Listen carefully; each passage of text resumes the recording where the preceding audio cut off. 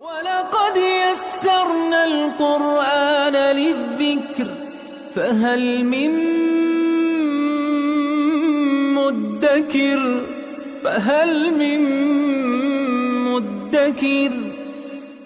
اعوذ باللہ من الشیطان الرجیم بسم اللہ الرحمن الرحیم الحمد للہ رب العالمین وصلی اللہ علی سیدنا و نبینا ابی القاسم المصطفى محمد وعلى آلہ الطیبین الطاہرین المعصومین اما بعد اعوذ باللہ من الشیطان الرجیم بسم اللہ الرحمن الرحیم وَإِذْ قُلْتُمْ يَا مُوسَى لَن نُؤْمِنَ لَكَ حَتَّى نَرَى اللَّهَ جَهْرَةً فَأَخَذَتْكُمُ الصَّاعِقَةُ وَأَنْتُمْ تَنظُرُونَ صدق اللہ العلی العظیم۔ سورہ بقرہ کی آیت نمبر 55 میں پروردگار عالم نے بنی اسرائیل پہ جو ایک اور بڑی نعمت اور ایک بہت بڑا احسان کیا اس کا تذکرہ موجود ہے، لیکن اس تذکرے سے پہلے اس بات کی طرف متوجہ کیا ہے کہ بنی اسرائیل نے خطا کون سی کی، غلطی کون سی کی، اس غلطی کا تذکرہ، اس کے بعد پروردگار کے فضل اور انعام کا تذکرہ۔ وَإِذْ قُلْتُمْ يَا مُوسَى، اور اس وقت کو یاد کرو جب تم نے کہا اے موسیٰ لن نؤمن لک، ہم تجھ پہ ہرگز ایمان نہیں لائیں گے، حتی نر اللہ جہرتاً، یہاں تک کہ ہم پروردگار کو علانیہ طور پہ آنکھوں کے سامنے،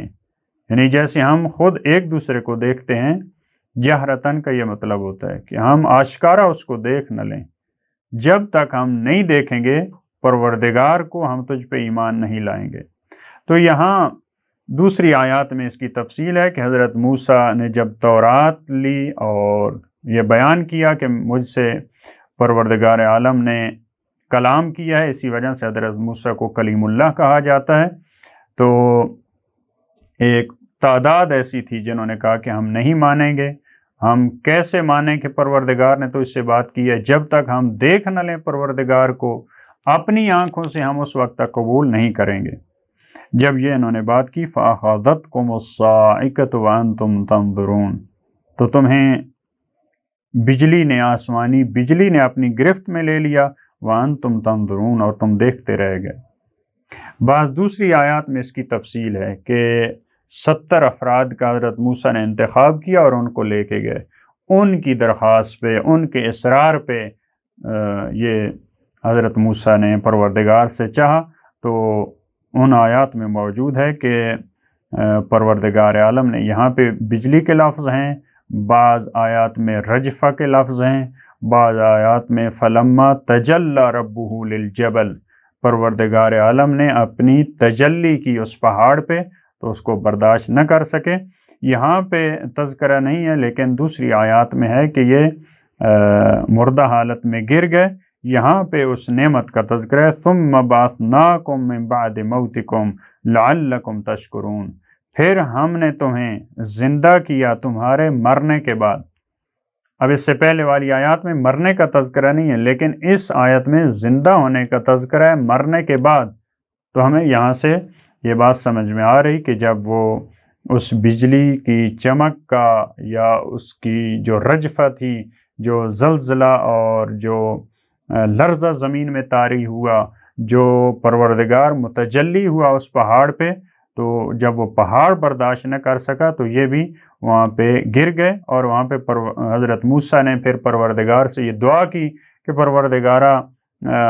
پہلے اتنی مشکلات ہیں، پہلے یہ اتنا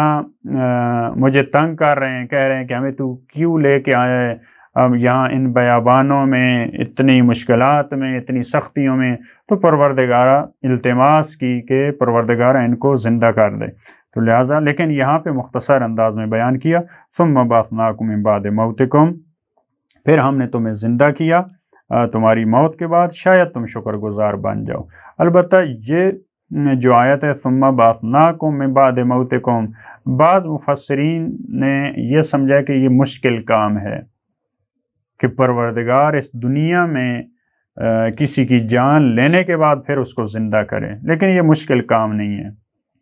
بلکہ یہ اس طرح کے اور واقعات بھی ہیں، جب آگے ہم جائیں گے تو اس پہ گفتگو ہوگی کہ کتنے ایسے افراد ہیں، کتنی ایسی ہستیاں ہیں جن کو پروردگار نے اسی دنیا میں ان کے مرنے کے بعد ان کو زندہ کی۔ یہ تو پروردگار کی قدرت کاملہ کی دلیل ہے۔ ایسا نہیں ہے کہ ہم اس کو مشکل سمجھیں، اس کو محال سمجھیں کہ یہ کیسے ہو سکتا ہے۔ لہٰذا انہوں نے اس سے بچنے کے لیے کہ ہم اس کا ترجمہ موت نہ کریں، کہا کہ وہ مدہوش اور بے ہوش ہو کے گر گئے، بعد میں ان کو غشی سے افاقہ ہوا۔ دیکھیں اگر غشی سے افاقہ ہے تو یہ معجزہ کون سا معجزہ ہے؟ یہ تو پھر بڑا معجزہ نہیں ہے، یہ تو عام افراد کے ساتھ بھی ہوتا ہے۔ عام افراد بھی اب غش کھاتے ہیں، تھوڑی دیر کے بعد ان کو ہوش میں آ جاتا ہے۔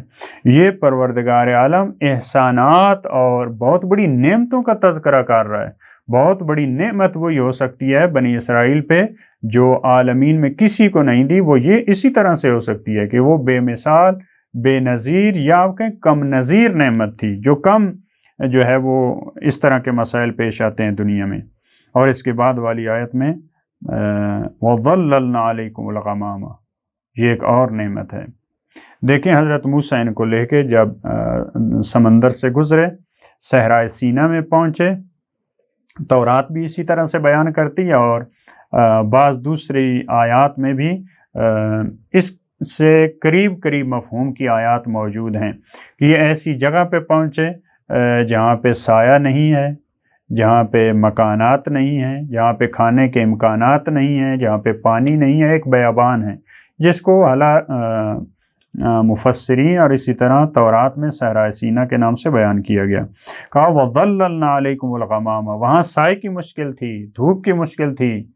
دیکھیں کتنا بڑا احسان ہے، وَظَلَّلْنَا عَلَيْكُمُ الْغَمَامَ، ہم نے بادل کے ذریعے تم پہ سایہ کر دیا تمہیں، تاکہ دھوپ سے تمہیں تکلیف نہ پہنچے۔ اور غمام اس بادل کو کہتے ہیں جس میں پانی نہیں ہوتا، یعنی ایسا نہیں تھا کہ ایسے بادل ہم نے بھیجے جس سے بارش ہو تو ان کے لیے اور مشکل ہو جانی تھی، کیونکہ ان کے لیے گھر نہیں تھے، رہائش کا بندوبست نہیں تھا۔ ایسے بادل بھیجے، سفید بادل جن کو غمام کہا جاتا ہے، جس میں کیونکہ جس بادل میں پانی ہوتا ہے وہ سیاہ بادل ہوتے ہیں، لہٰذا یہ سورج اور بنی اسرائیل کے درمیان حائل ہو گیا، اور یہ بھی ایک معجزہ ہے، یہ بھی ایک بہت بڑی نعمت ہے۔ اس کے بعد کون سی نعمت ہوا؟ اسی آیت میں وَأَنزَلْنَا عَلَيْكُمُ الْمَنَّ وَالسَّلْوَىٰ، اور ہم نے تم پہ من و سلوہ نازل کیا۔ وہاں پہ رہنے کے لیے مشکل تھی، اس موسم کا مقابلہ مشکل تھا، اس کے لیے کیا کیا؟ بادل کا سایہ۔ اب کھانے کی مشکل ہے، وہ بھی تمہاری مشکل ہم نے حل کر دی۔ وَأَنزَلْنَا عَلَيْكُمُ الْمَنَّ وَالسَّلْوَىٰ، منہ بعض نے اس کا ترجمہ شہد کیا ہے، یا درخت کا شیرہ ٹائپ، یا ایسی کوئی میٹھی چیز جو مفسرین بیان کرتے ہیں کہ رات میں جیسے شبنم ہوتی ہے، مثلا رات میں گرتی ہے درختوں پہ، پودوں پہ، پتوں پہ، اس طرح کی ایک میٹھی چیز جو شہد کے قریب تھی، وہ ان کے لیے نازل ہوتی تھی، گرتی تھی۔ سلوہ پرندے کو کہتے ہیں، بعض نے اس کا ترجمہ بٹیر کیا، یا اس کی طرح کا ایک پرندہ،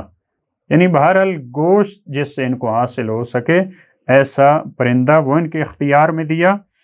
وَأَنزَلْنَا عَلَيْكُمُ الْمَنَّ وَالسَّلْوَىٰ، کھانے کا بندوبست بھی ہو چکا۔ کُلُوا مِن طَيِّبَاتِ مَا رَزَقْنَاكُمْ،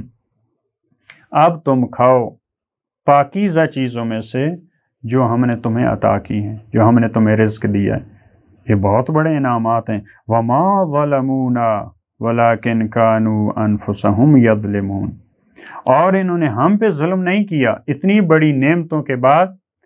پہلی نعمت اس کا بھی کفران نعمت کیا جو کتاب کی صورت میں دی، کیونکہ 40 دن جو حضرت موسیٰ نہیں تھے تو انہوں نے